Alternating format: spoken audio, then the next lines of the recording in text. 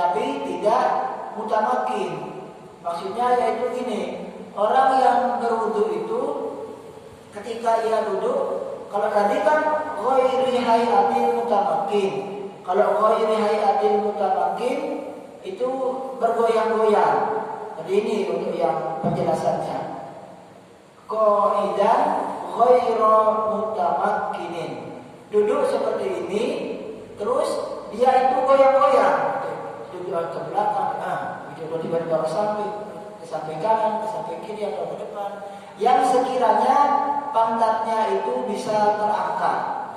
Kalau seperti itu, wudunya batal. Jadi kalau Bapak melihat ada orang yang punya wudu terus tidur, kalau tidurnya itu gerak-gerak ke kanan, ke kiri, ke depan, gerak ke belakang, batal wudunya. Kalau tidurnya diam begini, terus diam seperti ini, tidak batal. Kalau duduk menepati tempat wudunya, tidak goyang-goyang. Atau juga nama qaiman, atau tidur qaiman, berdiri, tidur ketika berdiri dia tidur. Ternyata itu juga bisa membatalkan wudu. Au ala qafahu, atau ia itu tidur ala qafahu dengan menggunakan tengkuknya. Tengkuk itu ini di bagian belakang, tidur di bagian belakang seperti ini. Walau mutamakkinan, walaupun ia itu duduk mutamakin, menepati tempat duduk. Misalnya duduknya begini, tapi ininya menyandar misalnya, atau langsung tidur biasa sampai tidak ingat apa-apa, itu jelas membatalkan wudu.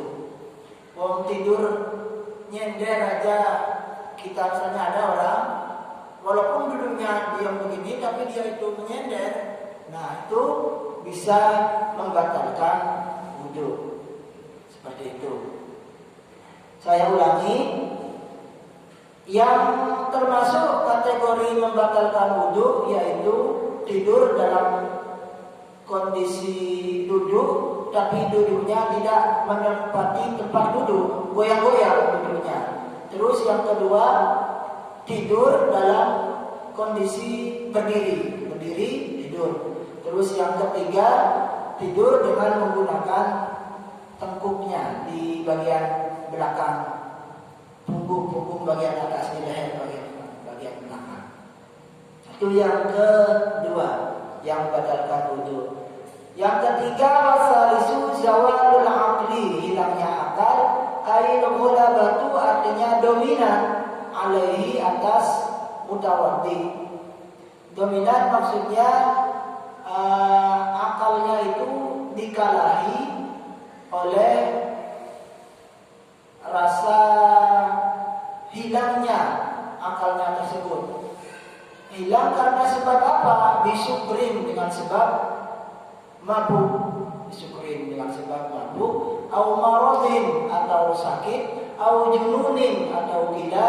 Au igma'in, atau pingsan. Au ghairi dzalika, atau selain dari hal itu.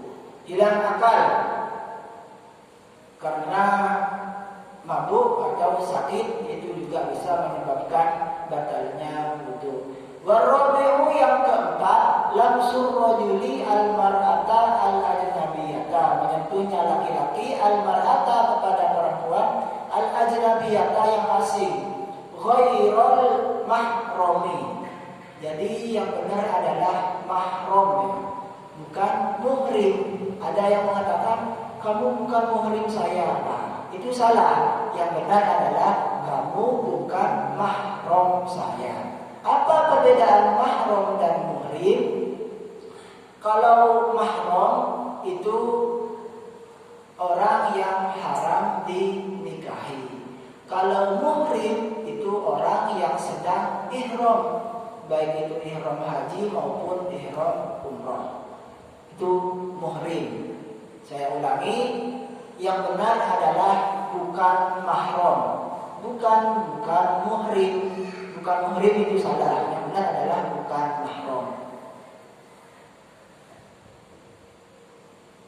Walamsu rajuli al-mar'ata, menyentuhnya laki-laki kepada perempuan, al-ajnabiyyata yang asing, ghairal mahrami, yang bukan mahram, walau maitatan, walaupun perempuan itu mayit, sudah jadi bangkai, sudah meninggal misalnya. Misalnya ada laki-laki menyentuh mayit, misalnya mayit perempuan, ya batal wudunya. Walau maitatan, walaupun yang disentuh itu sudah menjadi mayit. Wal muradu birrajuli wal mar'ati, yang dimaksud dengan laki-laki dan perempuan itu zakarun adalah laki-laki, wa unsa dan juga perempuan, balagha yang sampai keduanya laki-laki dan perempuan itu hadda syahwati, akan batasan syahwat, urfan secara urf.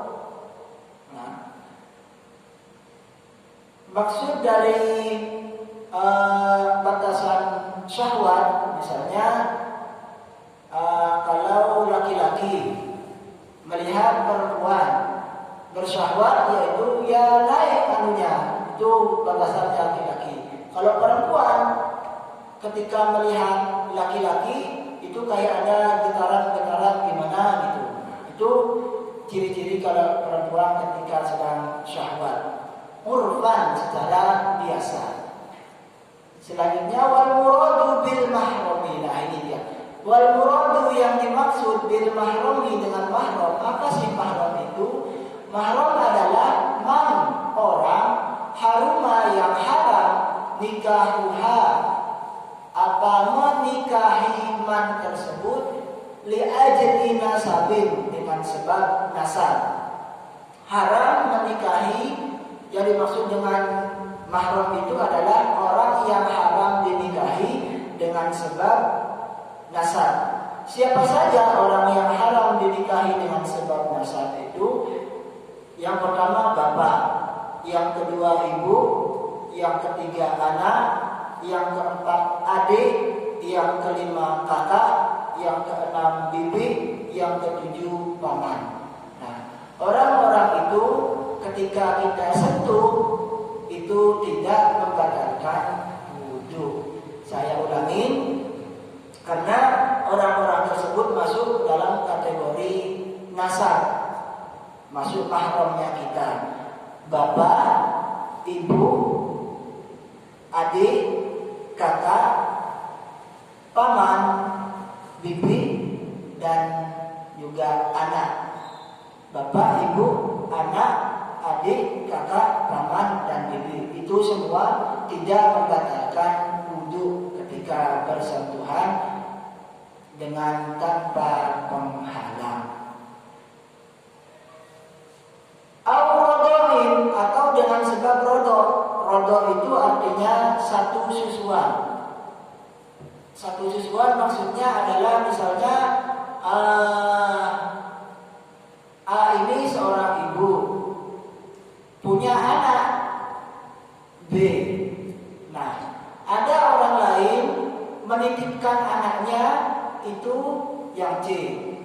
C ini dititipkan ke ibu yang A untuk disusui. Nah, secara otomatis yang C ini menjadi saudara rodok, saudara susuan dengan yang B.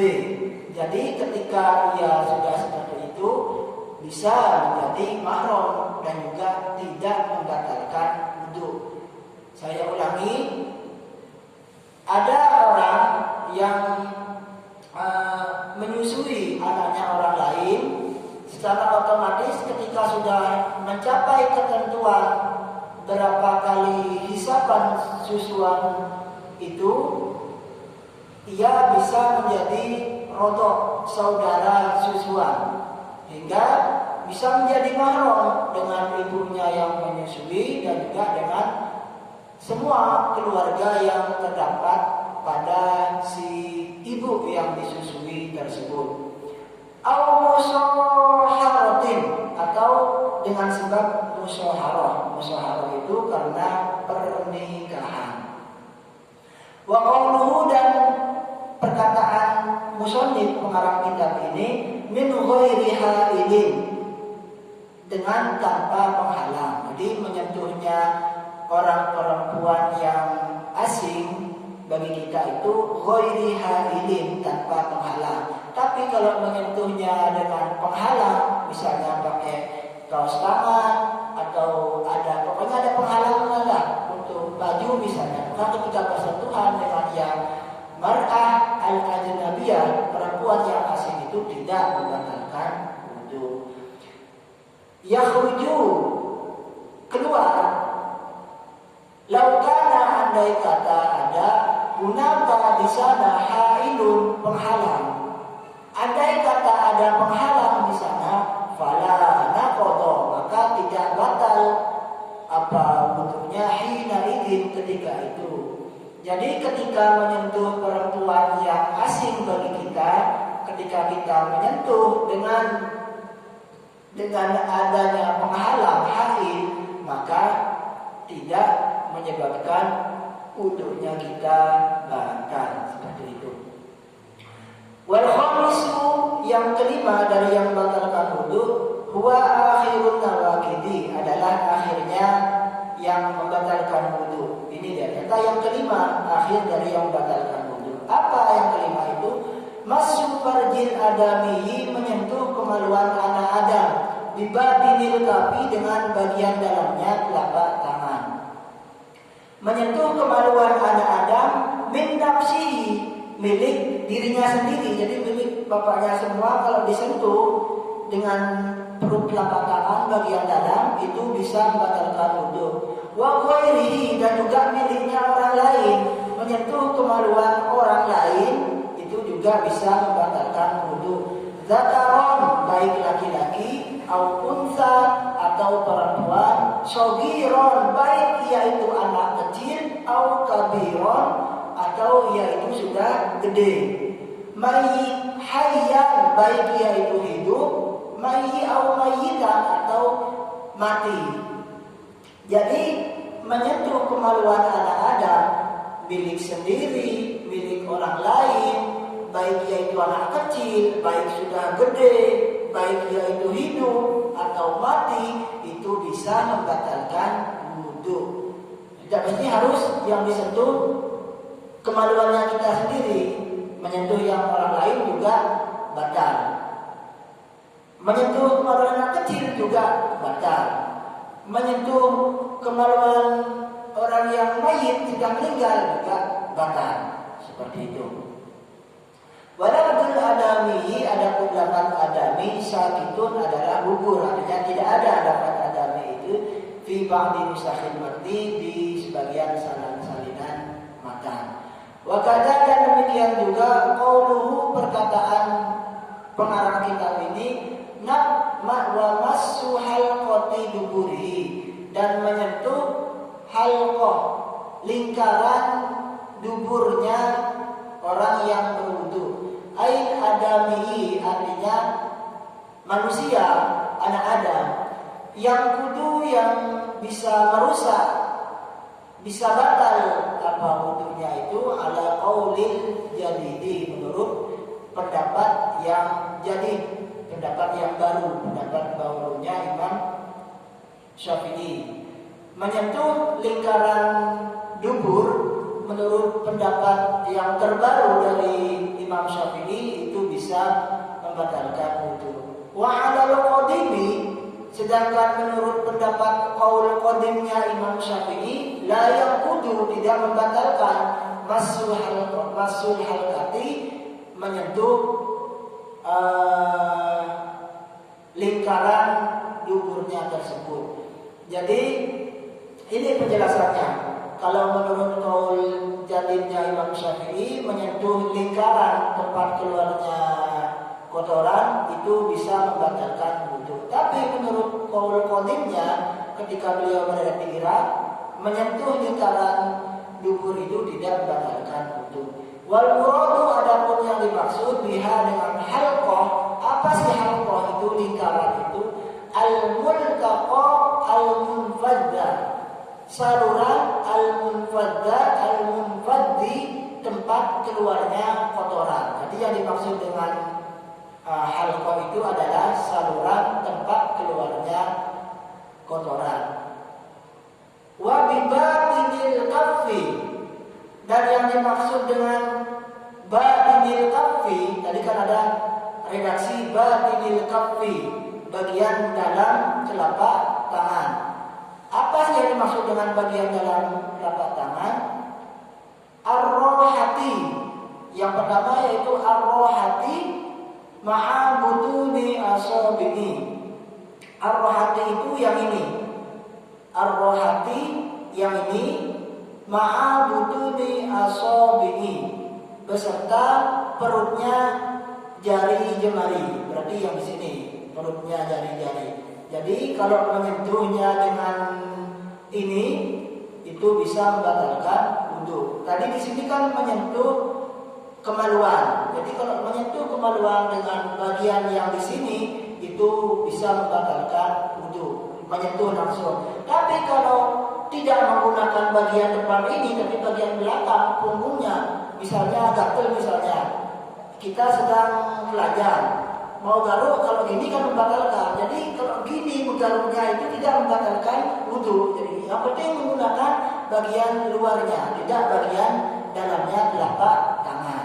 Kalau bagian dalamnya batal wudunya. Kalau bagian luarnya gatal ya begini-gini, di mana yang sekiranya bisa hilang rasa gatalnya. Kalau dengan itu tidak membatalkan wudu.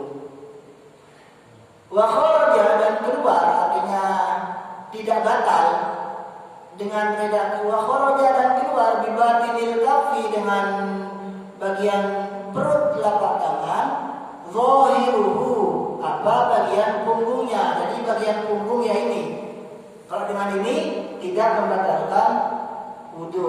Wa harruhu, atau dengan pinggirannya, pinggirannya di sini.